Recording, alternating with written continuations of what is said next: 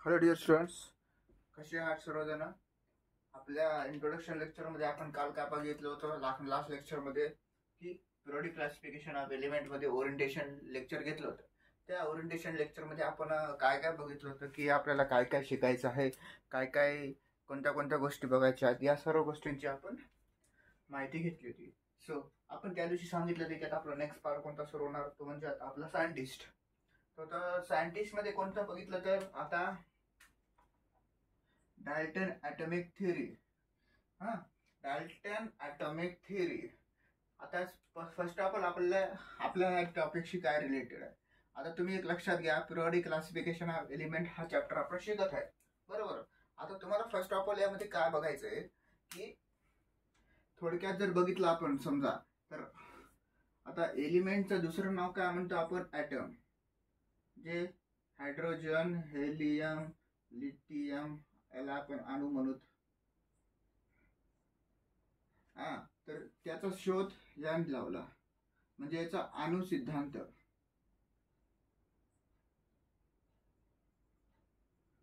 ॲटमचा शोध यांनी लावला आणि पुढे मग आपल्या एलिमेंट पर्यंत गेलेला आहे. सो तर आता आपल्याला पॉइंट वाईज लिहायचं. पॉइंट कधी आलता, 1803 ला डाल्टन ॲटॉमिक थिअरी हा लॉन्च झालता आपला. 1803च्या सुमारास आपल्याला लॉन्च झालेला. त्यानंतर मग आपल्याला नेक्स्ट पॉइंट कोणता बघायचा आहे. नेक्स्ट पॉइंट म्हणजे कोणता, त्यामध्ये थिअरीचा सिद्धांताची काय थिअरी आहे. Molecule is made up of atom, ही गोष्ट त्यांनी सांगितलेली आहे. त्यांनी एक असं एक एक्झाम्पल दिलंय, दोन प्रकारचे एक्झाम्पल दिलं आहे. एक म्हणजे थोडक्यात जर म्हटलं आपण तर कोणतं आहे एक्झाम्पल, ते म्हणजे आपलं बुंदीचा लाडू त्याला म्हणतो आपण. बुंदीच्या लाडूचं एक्झाम्पल त्यांनी दिलंय. सो तर आता बुंदीच्या लाडूचं एक्झाम्पल देताना त्यांनी काय सांगितलं होतं, डाल्टननी काय सांगितलं होतं, हे आता असं आपला बुंदीचा लाडू आहे. बुंदीच्या लाडूमध्ये बघायला गेलं बारीक बारीक बारीक बारीक बारीक बारीक बारीक बारीक असे तुम्हाला बुंदी असते. असे लार्ज पार्टिकल बुंदीला मिळून एकत्र मिळून असं आपण स्ट्रिकी मटेरियल असतं त्यामध्ये, त्यावर ते लाडू फिट बसतो. आणि दुसरं एक्झाम्पल कोणतं दिलं तर की आपलं जे क्रिकेटचा चेंडू असतो, असा चेंडू, त्याच्यामध्ये असे एक रेष असते, बघितली असेल. हा, तर आता या चेंडूमध्ये जर आपण याचे तुकडे केले समजा, आता याच्यामध्ये इंटरनल स्ट्रक्चर आहे, हे इंटरनल स्ट्रक्चर आहे याच्यामध्ये. पण आपल्याला एक गोष्ट कोणती लक्षात घ्यायची की याच्यामध्ये कोणतं स्टिकी मटेरियल नाही, याच्यामध्ये कोणतं मटेरियल भरलेलं नाही, या गोष्टीची आपण माहिती घेतली. त्यामध्ये त्यांनी काय सांगितलं की जे बुंदी लाडू आहे ते एकदम स्टिकी मटेरियल, स्टिकी म्हणजे एकाला असे चिटकून असे. बुंदीचा लाडू खाल्ला असेल तुम्ही सगळ्यांनी, असा असा असे खूप सारे बुंदी असतात, त्यांनी एकत्र मिळून आपल्याला तयार होते. त्यांनी ते गोष्ट सांगितली. ओके, तर आणि इकडे काय सांगितलं होतं की याच्यामध्ये इंटरनल स्ट्रक्चर नाही. आता आपली कोणतीही गोष्ट असली समजा, कोणतीही गोष्ट आपण विचार केला तर आपल्याला जनरली टॉपिक रिलेटेड नाही, दुसरी पण कोणती तरी असू शकते. ती म्हणजे कोणती, ती म्हणजे कोणती की आता समजा आपण म्हटलं की इंटरनल स्ट्रक्चर असते किंवा नसते अशा टाईपचं चालू होतं आपलं. पण यांची थिअरी ही खूप दीर्घकाळ टिकली होती. कधीपर्यंत टिकली होती, 1904 पर्यंत टिकली होती. यांनी एवढं सांगितलं की ते matter made up of atom. एक सेकंड. हा, त्यानंतर मग 1904 ला एक नवीन सायंटिस्ट आला, तो म्हणजे कोणता, Thomson plus model of atom. या सायंटिस्टने काय सांगितलं की समजा आता डाल्टनचा अणुसिद्धांत बरोबर होता हे आपल्याला सांगण्यात आलं, बरोबर. पण एक गोष्ट जर त्यांच्यात लक्षात म्हटली आपण तर कोणती, ती म्हणजे आता डाल्टननी काय सांगितलं होतं आपल्याला की जे स्टिकी मटेरियल आहे इंटरनल स्ट्रक्चर प्रेझेंट आहे आणि याच्यात ॲब्सेंट आहे. म्हणजे याच्यात आतील जे आपण भाग म्हणतो मराठीमध्ये, आतील भाग असतो, यात नसतो. ओके, हा, ही गोष्ट सांगितली डाल्टनने आपल्याला. पण थॉम्सनचा का जो मॉडेल ऑफ ॲटम होते त्यांनी काय सांगितलं, पण हो बरोबर आहे, यांची थिअरी खूप दीर्घकाळ टिकलेली. डाल्टनची थिअरी सुमारे बघा 1803 नंतर 1904 किती टाइम नंतर येते, तब्बल 101 वर्षानंतर ही थिअरी आलेली आहे. आणि त्यांनी काय सांगितलं आपल्याला की थॉम्सनचा जे ऍक्ट आहे तो ऍक्ट पण त्यांनी एक विचार केला. कोणता केला त्यामध्ये म्हटलं, आता मान्य आहे बुंदीचा लाडू असतो, पण बुंदीच्या लाडूमध्ये एक स्पेसिफिक आपल्याला हे भेटत ना. पण म्हटलं त्याला जास्त मिळून बुंदीला आपण इथं बघितलं बघा, हा दिसते सगळ्यांना, हे बघितलेलं आहे. आणि इथं जे असते ते इंटरनल स्ट्रक्चर नसते, पण याच्यात इंटरनल स्ट्रक्चर आहे. पण थॉम्सन काय म्हटलंय की तुम्ही थॉम्सनची थिअरी काय सांगते आपल्याला, त्यांच्या थिअरीमध्ये आपल्याला जर बघायला गेलं तर थॉम्सन काय म्हटले होते की जे गोष्टी तुम्ही बनवलेली आहे सगळी अशी, ते इंटरनल स्ट्रक्चरची पण असू शकते ना. म्हणजे याला पण आता बारीक बारीक बारीक बारीक असं असं करत करत करत करत ते राऊंड तयार झाले. याच्यामध्ये पण इंटरनल स्ट्रक्चर म्हणजे ॲटम पूर्ण मिळून असं एक मॉलिक्यूल तयार होते. आणि इथं काय त्यांचे इंटरनल स्ट्रक्चर प्रेझेंट असो किंवा नसो, त्यासाठी त्यांनी आपलं Thomson plug model of atom हे दर्शवलं होतं. आता आपण एक स्टेप बाय स्टेप बघू. आता पहिल्या सायंटिस्टचे नाव काय बघू, त्याची थिअरी जस्ट ओव्हरव्ह्यू घेतलेली आहे आपण, की ॲटमचा शोध कसा लागला, काय लागला.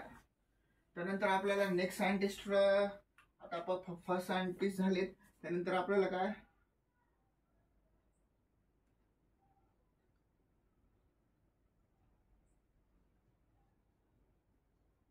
थॉम्सनचा अणुसिद्धांत कधी आला, 1904 ला. ओके, त्यानंतर एक आला बोर्स टेबल.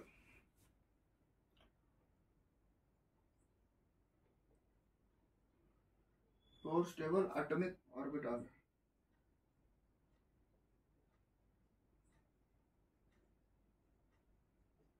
हा सायंटिस्ट म्हणजे बोरचा अणुसिद्धांत आपण म्हणून ते आलता 1913.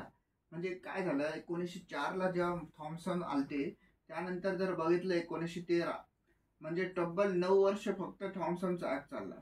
त्यानंतर बोर्स टेबल ॲटॉमिक ऑर्बिटल हा सायंटिस्ट आला. आता बोर्स टेबलनं काय सांगितले, त्यांनी काय म्हटलं होतं की त्यांच्या 4 शेल पडतात. आपल्या पिरियोडिक टेबल मध्ये पण 4 शेल पडतात, के, एल आणि एम आणि एन, हे 4 शेल पडतात. त्यांच्यामध्ये त्यांचं एक अराउंड एक शेल असतं. आणि त्यांचं जे आपण म्हटला कोणता पॉइंट म्हटला इलेक्ट्रॉनचा, त्यामध्ये एक फिक्स इलेक्ट्रॉन असतं. हा, कोणतं इलेक्ट्रॉन असतं बघा, एक फिक्स इलेक्ट्रॉन असतं. तर त्यांनी काय सांगितलं की त्यांच्या शेल आहे, शेलमध्ये हे असते पॉझिटिव्ह चार्ज. त्याच्यानंतर हे झाली, हे के शेल, हे एल शेल, हे एम शेल आणि हे एन शेल. ओके, आता याच्यामध्ये हे जे असते ते प्रोटॉन पॉझिटिव्ह, म्हणजे यांच्या ऍक्टमध्ये जे होतं ना बनून, आणि हे बॉलचं एक्झाम्पल, याच्यामध्ये जे होतं ना बारीक, ते आपला प्रोटॉन मानलं जाते, असं बोरनं सांगितलं होतं, बोर्स टेबलनं. हा, आता एवढं झालं तर आपल्याला पुढे बघायचं की ॲटॉमिक इलेक्ट्रॉन म्हणजे काय, त्याच्यानंतर प्रोटॉन म्हणजे काय आणि न्यूक्लियस काय असते.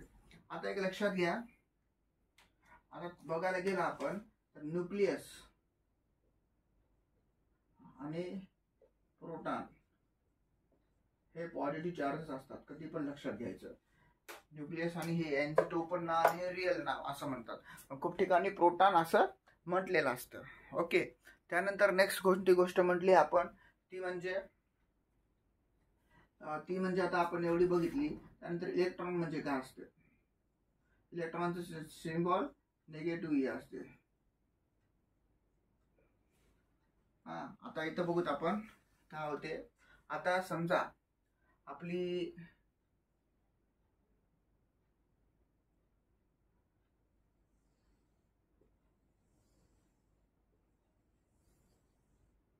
के, एल, एम आणि एन हे 4 शेल आहेत. आता काय म्हणले थोडक्यात जर म्हटलं आपण तर प्रोटॉन आणि न्यूक्लियस निगेटिव्ह चार्ज असते, इलेक्ट्रॉन हे आपले प्रोटॉन असते प्लस, म्हणजे इकडे बघा त्या हिरव्या कलर मध्ये आपण दिले त्याला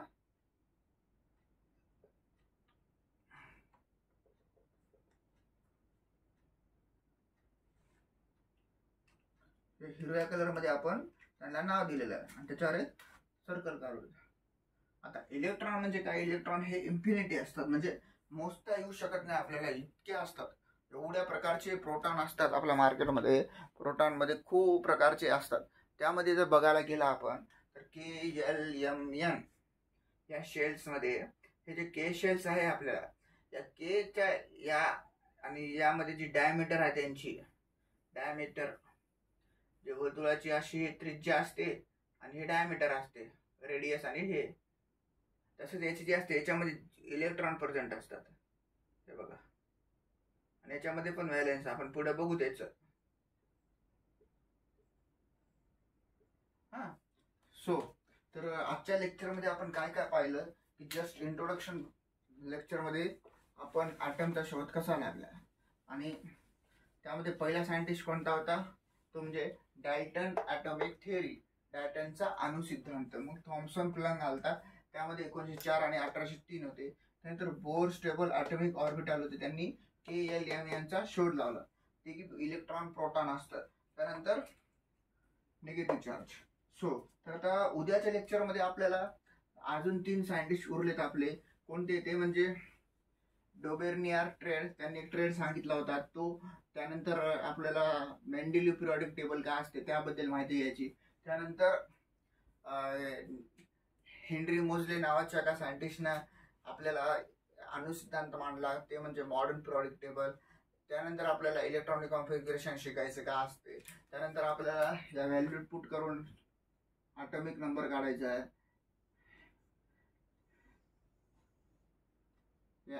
आणि ह्याच्या पुढे कसं काय येत नाही या सर्व गोष्टीची आपण माहिती देणार आहोत. S block, P block, S खंड, पी खंड, डी खंड, एफ खंड याविषयी आपण माहिती घेणार आहोत. सरी तुम्हाला सर्वांना लेक्चर आवडला असल्यास लेक्चरला लाईक, शेअर आणि सबस्क्राईब करा. आज पार्ट 1 मध्ये आपण सायंटिस्ट नाव शिकले. उद्या आपण पार्ट 2 मध्ये उरलेले 3 सायंटिस्ट नाव शिकून परवा दिवशी आपण आपला मेन मुद्दा सुरू करू, तो म्हणजे 1 to 20 ॲटॉमिक नंबर वगैरे या गोष्टीची आपण माहिती घेऊ. Thank you for watching this lecture. Thank you.